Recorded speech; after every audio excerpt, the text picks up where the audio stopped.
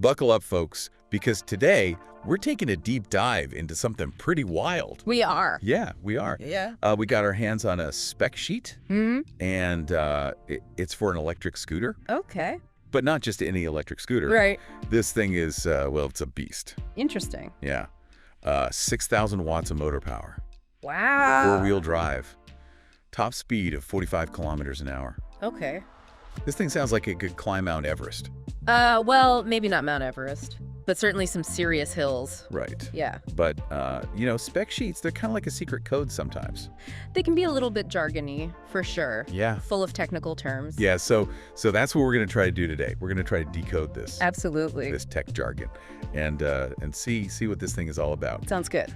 So right off the bat, there's this line in the spec sheet that caught my eye. Okay. It says QS205 1500W electric car hub motor X4. Right. And that right there, that's the heart of this beast. I mean, it sounds impressive, It is. but I have no idea what it means. What that means is that this scooter has 4 individual 1,500-watt electric motors. 4. 4. One for each wheel. Okay, so that's where the 6,000 watts of power comes from. Exactly. That's how they get to that impressive total power output. I mean, I'm trying to, picture this in my head. It's like strapping 4 washing machines to your feet and hitting the spin cycle. Well, it's not quite that chaotic. I mean, imagine the vibration. Yeah. But it's not just about raw power, right? These individual motors, they give you much finer control and traction compared to a single motor. And that's where the 4-wheel drive comes in. It can handle different types of terrain. Oh, so you're saying off-roading? Possibly, yeah. No. The spec sheet actually mentions a 35-degree hill climbing ability. 35 degrees. So this isn't your kid's scooter. This is like, I don't know, a miniature tank. It's definitely a step up in terms of capability, moving away from the toy scooter category. So, okay, let's talk size. Because if this thing can climb a 35-degree hill, Right. can't be, tiny. No, it's not. So the spec sheet says 1740 by 1120 by 770 millimeters and a weight of 175 kilograms. I mean, that's heavier than most people I know. It's definitely not something you're going to be easily carrying around or tucking under your arm. This thing is more like a small motorcycle in terms of its footprint. Yeah, I was gonna say this is like a Mini Cooper. Yeah. More than a Mini Cooper. Yeah, exactly. Yeah. So okay, so it's big, it's powerful. What about speed and range? All right. So the top speed is 45 kilometers an hour, as we said, and the range is 40 to 50 kilometers. That's pretty good, right? I mean, for an electric vehicle, that's pretty decent. Yeah, it's competitive, especially when you consider that speed. I mean, most e-bikes might struggle to hit that kind of range at 45 kilometers an hour. Yeah, I was gonna ask about how it compares to an e-bike. It's in a different category, really, both in terms of power and range. Right. What about the battery? Now, the spec sheet doesn't get into the specifics of the battery type, All right. but given the power output and that range, it's got to be something pretty hefty. Right. My guess is a high-capacity lithium-ion battery pack. Okay. And I guess that makes sense. Mm-hmm.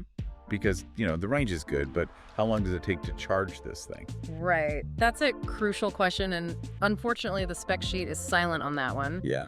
But it's something you'd want to know before you buy it. I mean, imagine waiting a whole day for it to charge. Yeah, that wouldn't be very practical. Yeah. Speaking of practical, can you even legally ride this thing on the streets? That's where things get a little tricky, because regulations for electric scooters, they're all over the place. Really? Yeah, different places have different rules. Okay. Some areas might classify this thing as a motorcycle. Because of the speed? Because of the speed, yeah. Yeah. And the power, which means you might need a license and registration. Wow. Other places, they might not even have rules that cover scooters this powerful. So it's kind of like the law hasn't quite caught up to the technology yet. Exactly. It's a bit of a gray area, legally speaking. So if you're thinking about getting one of these, definitely do your research. Yeah, check your local laws. Exactly. Okay. So let's get back to this scooter. We've talked about the power. Mm-hmm. We've talked about the size, the range. But what about safety? Good point. I mean, 45 kilometers an hour, that's pretty fast. It is. That's like motorcycle speed almost. And remember, it weighs 175 kilograms. Right. That's a lot of momentum. Yeah. So what happens when you need to stop? Well, Thankfully, the spec sheet does address braking. It's got four-wheel disc brakes Okay. with a claimed braking distance of 3 meters. 3 meters. That's pretty good. Okay. Considering how heavy it is. Yeah, they've clearly thought about safety. Okay. So besides the brakes, what else is there in terms of safety features? Well, it's got all the basics: headlights, taillights, indicators, brake light. So you're visible at night and people know when you're turning or stopping? Exactly. All essential stuff when you're dealing with these speeds. Yeah, absolutely. So, okay, we've gone through all the specs, we've decoded the jargon, but the big question remains, who is this scooter actually for? Yeah, it's a niche product, that's for sure. Yeah. It's not your average commuter zipping through traffic. No, it's not. So who are they targeting?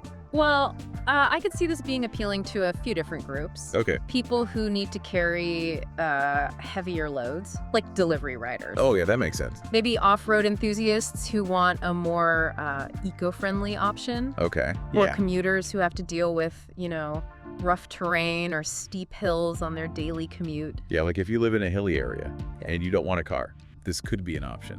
I mean, it's almost like a mini electric pickup truck. Yeah, it does blur the lines a bit, doesn't it? It's a scooter, but it's also so much more. Yeah. It's a fascinating look at how personal transportation is evolving. Yeah. You've got electric cars, e-bikes, Right. and now this kind of hybrid scooter motorcycle thing. So to wrap things up, this scooter, it's powerful.